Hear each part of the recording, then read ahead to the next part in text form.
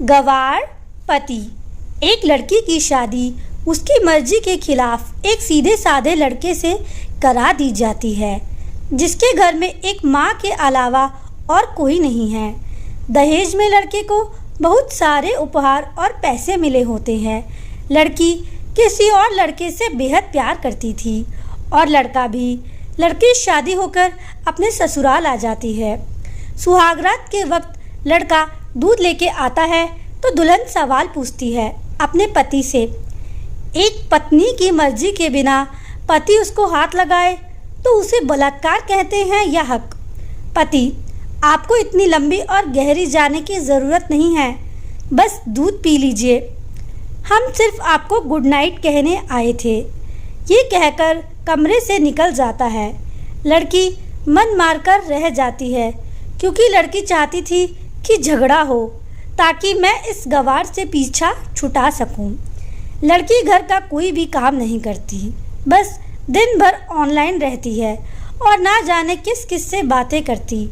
मगर उधर लड़के की माँ बिना शिकायत के दिन भर चूल्हा चौका से लेकर घर का सारा काम करती, मगर हर पल अपने होठों पर मुस्कुराहट लेके फिरती है। लड़का एक कंपनी में छोटा सा मुलाजिम है और बेहद ही मेहनती और ईमानदार। करीब महीना भर बीत गए मगर पति पत्नी में अब तक साथ नहीं सोए। वैसे लड़का बहुत शांत स्वभाव वाला था, इसलिए वह ज़्यादा बातें नहीं करता था। बस खाने के वक्त अपनी पत्नी से पूछ लेता था कि कहाँ खाओगी, अपने कमरे में या हमारे साथ। और सोने से पहले अपनी डायरी लिखने की आदत थी जो हर रात लिखता था। ऐसा लड़की के पास एक स्कूटी थी। वो हर रोज़ बाहर जाती थी, पति के ऑफिस जाने के बाद और पति के वापस लौटते ही घर आ जाती थी। छुट्टी का दिन था, लड़का भी घर पर ही था, तो लड़की ने अच्छे भले खाने को गंदा कह के माँ को अपशब्द बोले और खाना फेंक देती है। मगर वह शांत रहने वाला उसका पति अपनी पत्नी पर हाथ उठा देता है, मगर माँ अपने बेटे को बहुत डांटती है। इधर लड़की को बहाना चाहिए था कि झगड़ा हो मिल जाए ताकि वह अपने पति से लड़ सके, और वह पैर पटक कर स्कूटी लेके निकल पड़ती है। लड़की जो रोज़ घर से बाहर जाती थी वह अपने प्यार से मिलने जाती थी। लड़की भले टूट कर चाहती थी लड़के को, मगर उसे पता था कि हर लड़की की एक हद होती है जिसे इज्जत कहते हैं, वह उसको बचाए रखती थी। इस लड़की अपने प्यार के पास पहुंचकर कहती है, अब तो एक पल भी उस घर में नहीं रहना चाहती हूँ। मुझे उस गवार पर गुस्सा आता है। आज उस गवार ने मुझ पर हाथ उठाया है।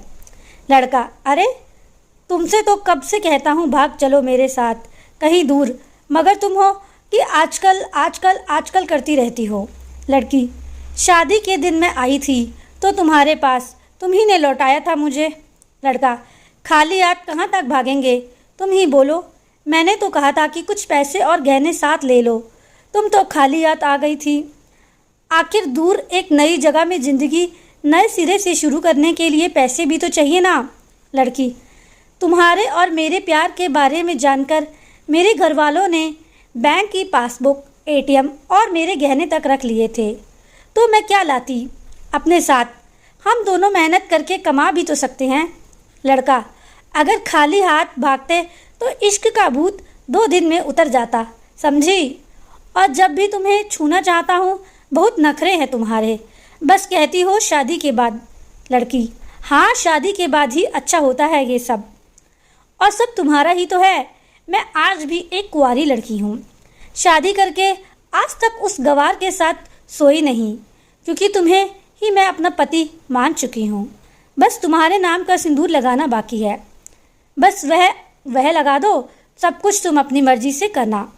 लड़का, ठीक है मैं तैयार हूँ, मगर इस बार कुछ पैसों के साथ ज़रूर आना।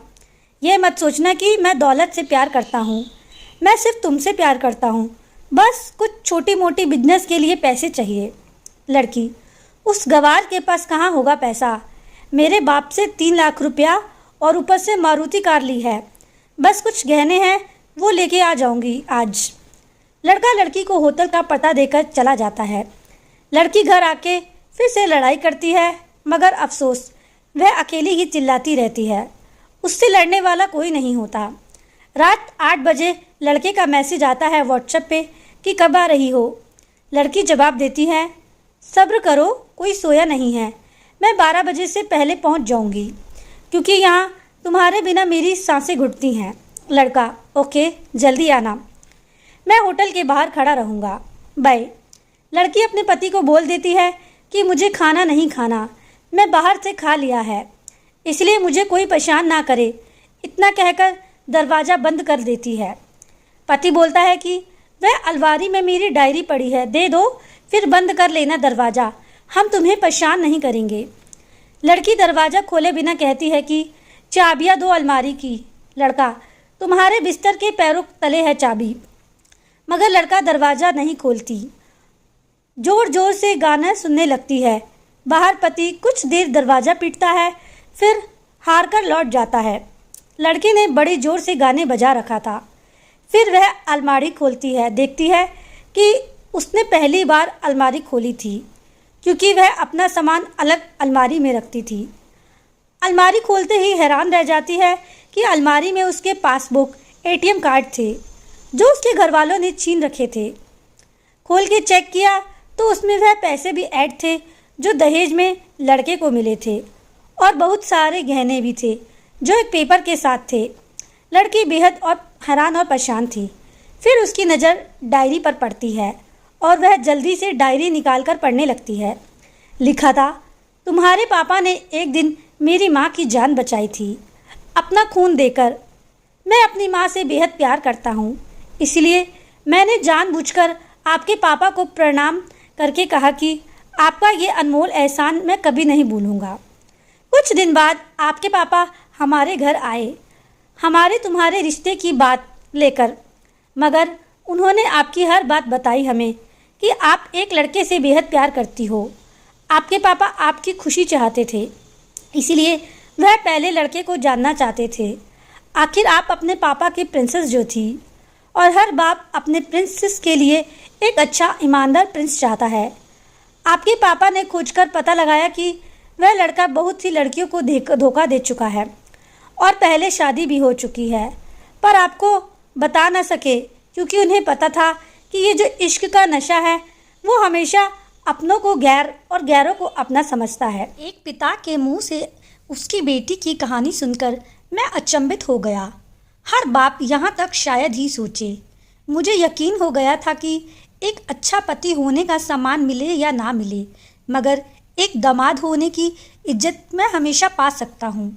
मुझे दहेज में मिले सारे पैसे मैंने तुम्हारे अकाउंट में डलवा दिए, और तुम्हारे घर से मिली गाड़ी आज भी तुम्हारे घर पर है, जो मैंने इसलिए भेजी ताकि जब तुम्हें मुझसे प्यार हो जाए तो साथ चलेंगे कहीं दूर घूमने। दहेज, इस नाम से नफ़रत है मुझे, क्योंकि मैंने दहेज में अपनी बहन और बाप को खोया है।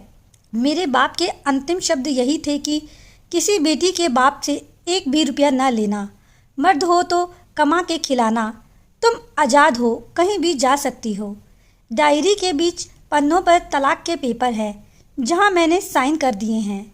जब तुम्हें लगे कि अब इस गवार के साथ नहीं रहना, तो साइन करके कहीं भी अपनी सारी चीज़ें लेके जा सकती हो। लड़की हैरान और परेशान थी। ना चाहते हुए भी गवार के शब्दों ने उसके दिल को छुआ था। ना चाहते हुए भी गवार के अनदेखे प्यार को महसूस करके पलकें नम हुई थी। आगे लिखा था, मैंने तुम्हारे मारा क्योंकि आपने माँ को गाली दी, और जो बेटा खुद के आगे माँ की बेइज्जती होते सहन कर जाए, वह बेटा कैसा। कल आपके भी बच्चे होंगे, चाहे किसी के साथ भी हो, तब महसूस होगा कि माँ की महानता और प्यार। आपको दुल्हन बना के हम सफ़र बनाने लाया हूँ, ज़बरदस्ती करने नहीं। जब प्यार हो जाए तो भरपूर वसूल कर लूँगा। आपसे आपके हर गुस्ताखी का बदला हम शिद्दत से लेंगे। हम आपसे, आप मेरी हुई तो बेपनाह मोहब्बत करके, किसी और की हुई तो आपके हक में दुआएं मांगेंगे। लड़की का फ़ोन बज रहा था, जो वाइब्रेशन मोड पर था।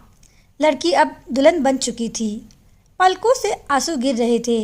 सिसकते हुए मोबाइल से पहले सिम निकाल के तोड़ा, फिर सामान जैसा था वैसे रख के ना जाने कब सो गई पता ही नहीं चला। सुबह देर से जागी तब तक गवार ऑफिस जा चुका था।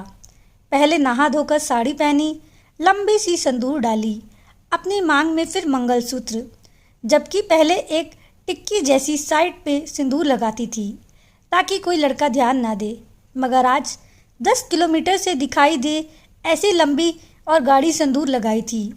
दुल्हन ने फिर किचन में जाके सुषमा को ज़बरदस्ती कमरे में लेकर तैयार होने को कहती है और अपने गंवार पति के लिए थोड़े नमकीन, थोड़े हलवे और चाय बना के अपनी स्कूटी में सुषमा जी को ज़बरदस्ती बिठाकर, जबकि कुछ पता ही नहीं है कि उनकी बहू को आज क्या हुआ है और वे उन्हें कहाँ ले जा रही है, बस बैठ जाती हैं।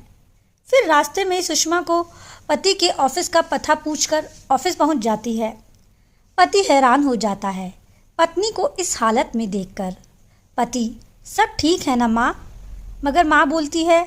इससे पहले पत्नी गले लगा लेती है और कहती है, सब ठीक है, I love you for ever. Office के लोग सब खड़े हो जाते हैं तो दुल्हन कहती है कि मैं इनकी धर्मपत्नी हूँ, वनवास गई थी, सुबह लौटी हूँ, अब 1 महीने तक मेरे पतिदेव ऑफिस में दिखाई नहीं देंगे। ऑफिस के लोग हैरान। दुल्हन, क्योंकि हम लंबी छुट्टी पर जा रहे हैं। साथ साथ पति, पागल। दुल्हन, आपकी सादगी और भोलेपन ने बनाया है। सभी लोग तालियां बजाते हैं और दुल्हन फिर से लिपट जाती है अपने गंवार से, जहाँ से वह दोबारा कभी छूटना नहीं चाहती।